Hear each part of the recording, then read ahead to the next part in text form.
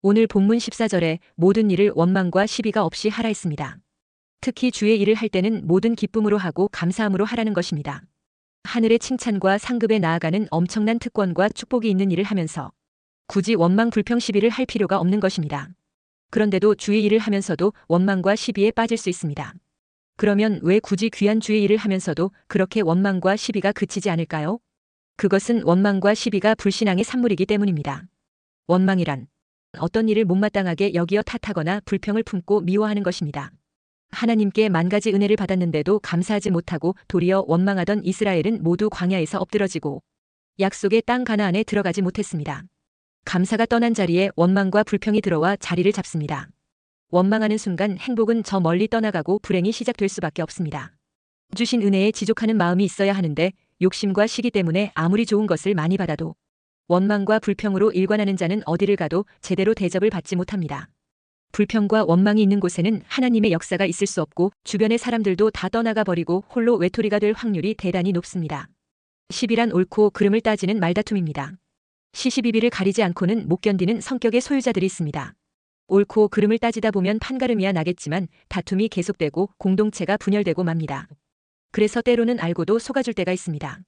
맑은 물에는 고기가 살 수가 없듯이 자신은 깨끗한 척하며 사사건건 시시비비를 가리려고 하는 사람 주변에서는 사람들이 다 떠나가 버립니다. 옳고 그름은 주님께 맡기고 기쁨으로 살아가는 것이 참된 믿음입니다.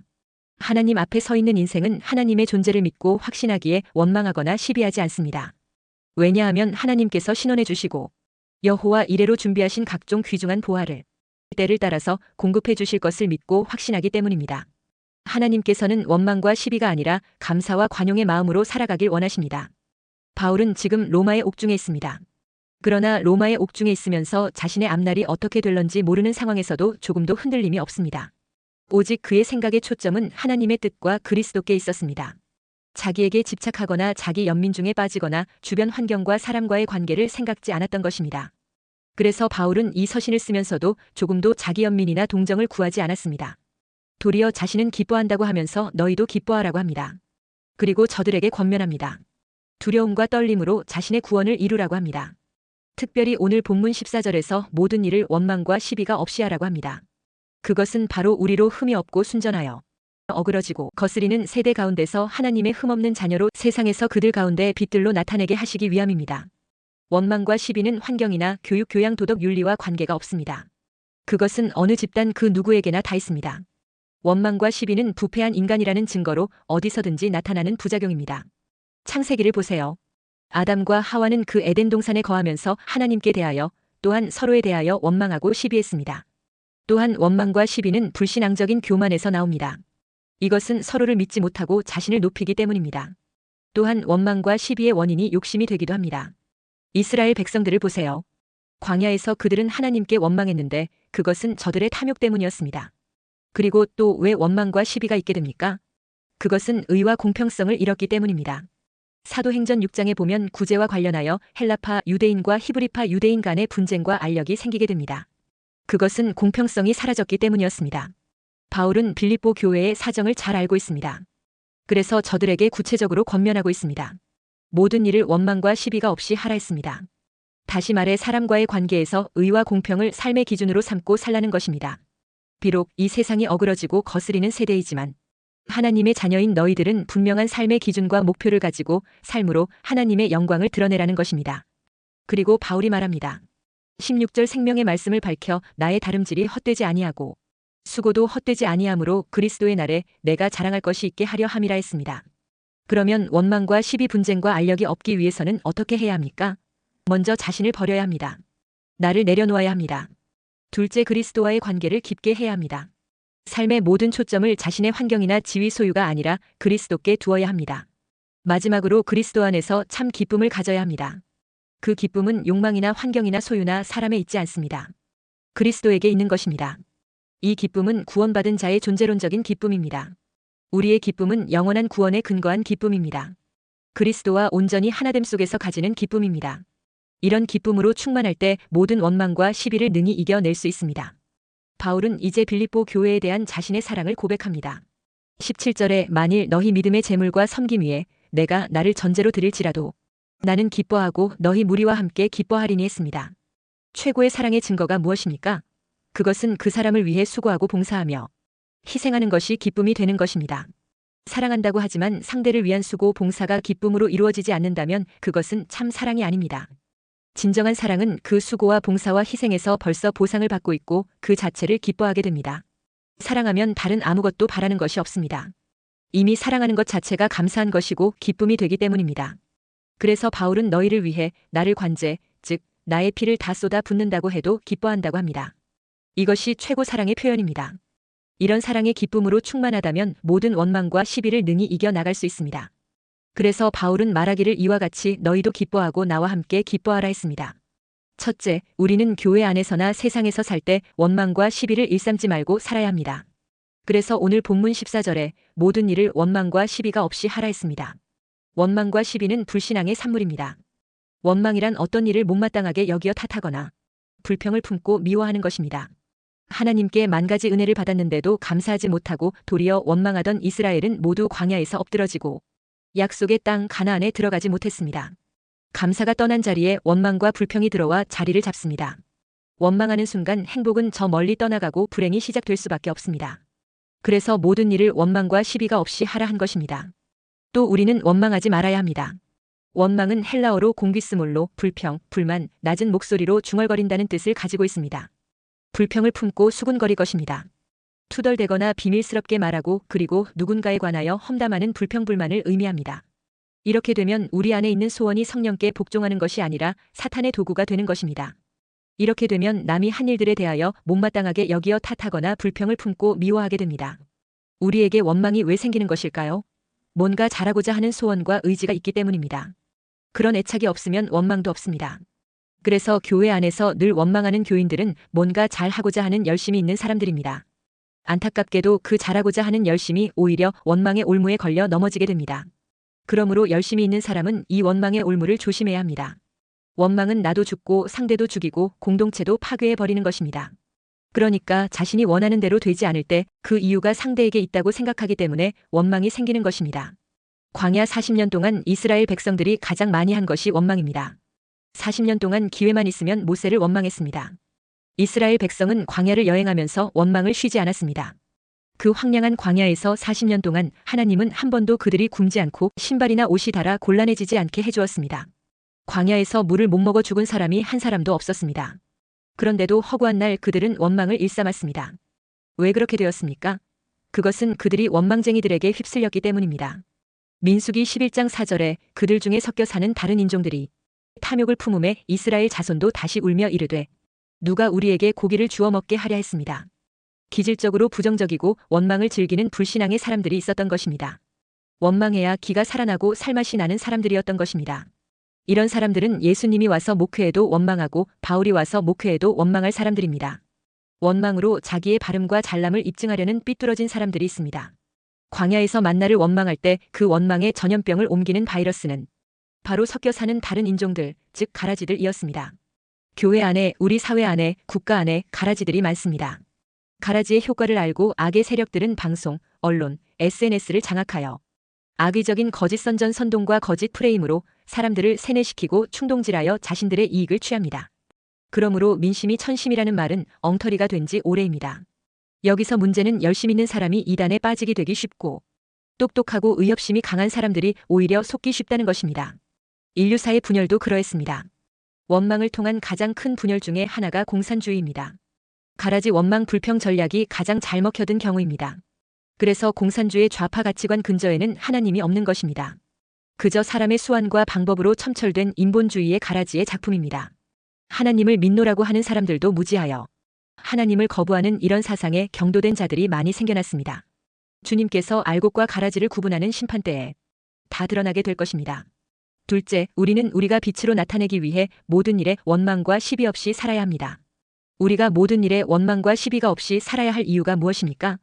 본문 15절에 이는 너희가 흠이 없고 순전하여 어그러지고 거스르는 세대 가운데서 하나님의 흠없는 자녀로 세상에서 그들 가운데 빛들로 나타내며 했습니다. 여기서 중요한 말씀은 바로 그들 가운데 빛들로 나타내며입니다. 성도는 세상을 밝혀주는 빛의 역할을 해야 하기 때문에 원망과 시비가 없이 하라는 것입니다. 우리가 빛을 드러내야 할 세상은 어떤 세상입니까? 그 세상은 어그러지고 거스르는 세대라 했습니다. 어그러지고는 스콜리아스로 구분, 삐뚤어진, 성실치 못한, 사악한, 불공평한, 무정한이라는 말입니다. 하나님이 정하신 길을 곧바로 가지 않는 구부러지고 뒤틀린 세상이라는 것입니다. 마치 갈퀴 같아서 여기 가도 죄로 걸리고 저기 가도 죄로 걸리게 되어 있는 세상이라는 것입니다. 또한 거스르는 디에스트란 메네스로 왜곡하는, 그릇되게 하는, 타락시키는, 돌아서다는 말입니다. 정도에서 벗어나거나 하나님 자녀의 길을 왜곡한 상태를 말합니다. 곡해하여 순수하지 않다는 것입니다. 진실을 믿어주지도 받아주지도 않는다는 것입니다. 순수하게 사는 사람들을 오히려 바보 취급하는 세상입니다. 이런 세상에 사는 신앙인들이 그들과 똑같이 원망하고 시비하는 삶을 사는 것이 아니라 빛으로 살게 하려고 원망과 시비를 하지 말라는 것입니다. 우리는 예수님을 믿어 하나님의 자녀가 되는 순간 세상과는 구별된 사람으로 원망하고 시비하는 사람이 아니라 그리스도의 빛을 드러내는 사람으로 삶의 방향이 바뀐 사람들입니다. 그러면 빛을 드러내는 삶이 무엇입니까? 그것은 흠이 없고 순전하여 하나님의 흠없는 자녀가 되는 것입니다. 우리가 원망하고 시비하면 세상 사람들로부터 비난의 손가락질을 받습니다. 교회 목사, 장로, 권사, 집사가 교인들을 원망하고 시비하면 믿지 않는 사람들이 교회를 어떻게 좋게 보겠습니까? 우리는 원망하고 시비하기 위해 신앙생활 하는 사람이 아닙니다. 원망하면서 잘못을 가리기에 혈안이 된 세상에 오히려 복음의 빛을 드러내기 위해 우리는 신앙생활 하는 것입니다. 그리고 원망하고 시비하는 것은 궁극적으로는 하나님을 원망하고 시비하는 것입니다. 민수기 14장 27절에 나를 원망하는 이 악한 회중에게 내가 어느 때까지 참으랴 이스라엘 자손이 나를 향하여 원망하는 바. 그 원망하는 말을 내가 들었노라 했습니다. 레위기 19장 18절에 원수를 갚지 말며 동포를 원망하지 말며 내 이웃 사랑하기를 내 자신과 같이 사랑하라. 나는 여호와이니라 했습니다. 우리는 모든 일을 원망과 시비가 없이 하여 흠이 없게 함으로 세상을 비추는 빛이 되어야 합니다. 빛으로 세상을 밝게 만들고 빛으로 세상을 따뜻하게 만들고 빛으로 세상을 아름답게 만들어야 합니다. 우리가 원망과 시비를 떠날 때 세 가지 축복의 역사를 경험하게 됩니다. 첫째, 하나님께 귀히 쓰임받는 깨끗한 그릇이 됩니다. 15절에 흠없는 자녀로 세상에서 그들 가운데 빛들로 나타내며 했습니다. 그러니까 원망과 불평이 없어지고 감사와 화평 속에서 살아가면 흠없는 하나님의 자녀가 되어 하나님께 귀히 쓰임받게 된다는 것입니다. 또한 우리가 원망과 시비를 떠나면 둘째, 생명의 말씀을 밝힐 수 있게 됩니다. 16절에 생명의 말씀을 밝혀 나의 다름질이 헛되지 아니하고 수고도 헛되지 아니하므로 그리스도의 날에 내가 자랑할 것이 있게 하려 함이라 했습니다. 우리가 원망과 시비를 떠나면 생명의 말씀이 막히지 않고 널리 전파된다는 것입니다. 그러므로 우리는 힘들어도 원망과 시비를 참고 생명의 말씀을 위해 인내해야 합니다.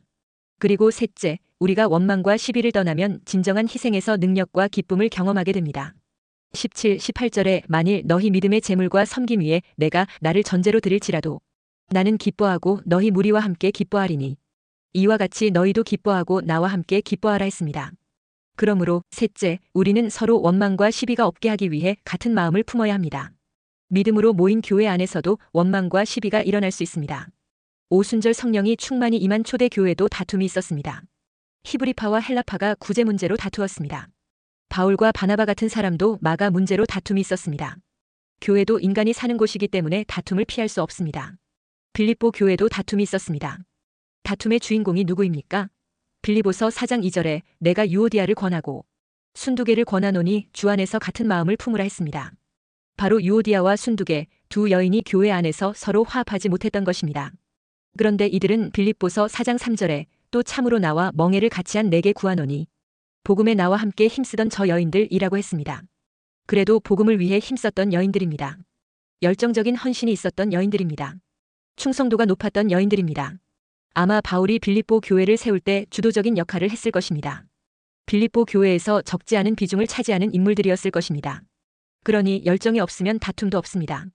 그런데 왜 다투었겠습니까? 본문에서 자세히 기록하고 있지 않기 때문에 다 알 수 없습니다. 그러나 사람들이 다투는 이유를 심리학에서는 크게 세 가지로 설명하고 있습니다. 첫째는 욕구 충돌 때문에 다툰다는 것입니다. 욕구 충돌이란 실제적인 이익과 관계에서 발생하는 충돌입니다.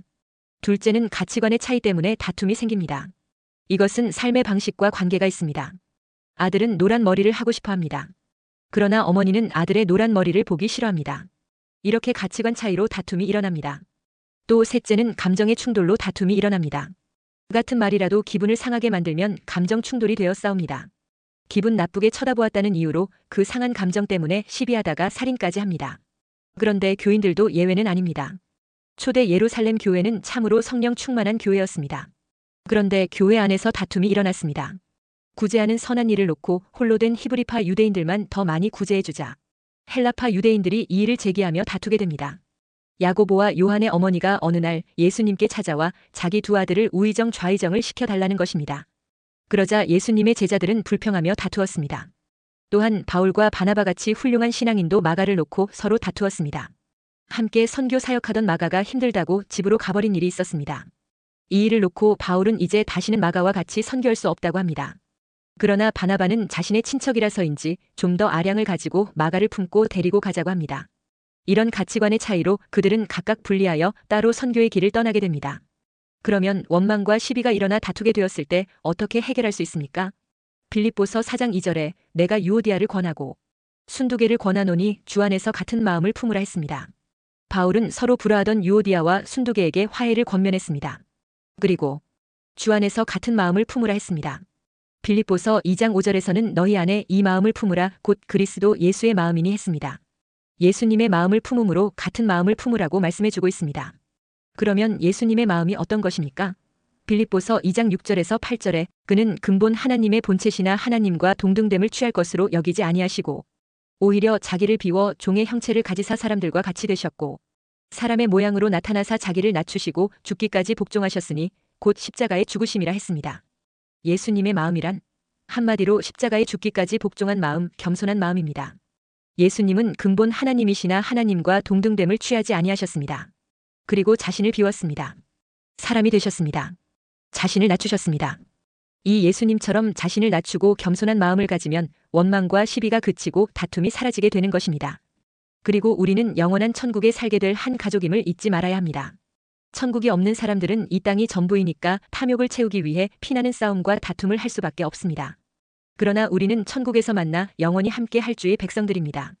그러므로 우리는 이 땅에서도 서로 사랑하고 감사하고 존경하며 함께 하나님의 나라를 이루어가야 합니다.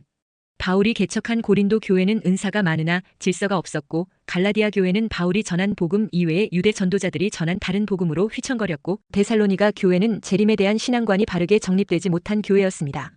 하지만 바울의 관제와 같은 겸손하게 부어지듣는 헌신하는 삶이 있었기에 그가 세웠던 수많은 교회가 영적 어린아이의 수준을 벗어나 성숙한 수준으로 성장했습니다. 비록 내부적으로 문제가 있었지만 빌립보 교회도 바울의 헌신을 통해 성숙해질 수 있었습니다. 그와 같이 우리도 문제 많은 성도들을 볼 때 섬기며 원망과 시비를 감사와 하나됨의 은혜로 나아가도록 도와야 할 것입니다. 이것이 예수님의 마음입니다.